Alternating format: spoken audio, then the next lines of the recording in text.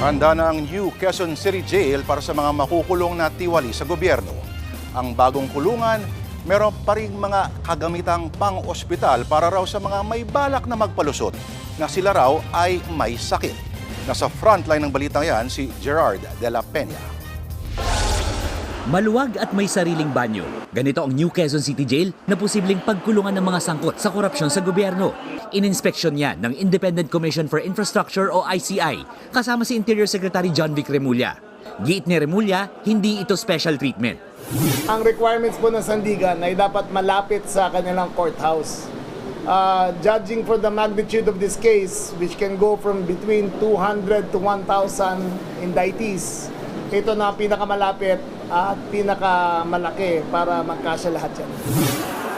Bukod dyan, wala na rin daw magiging lusot ang mga masasangkot na biglang gustong magpa-ospital.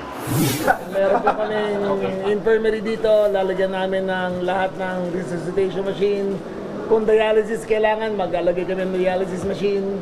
Kung kailangan nila ng heart monitoring equipment, mag-alagay rin kami. So wala nang excuse. Mayroong mahigit 1,000 bakanting slot sa bagong gawang wing sa pasilidad na ito.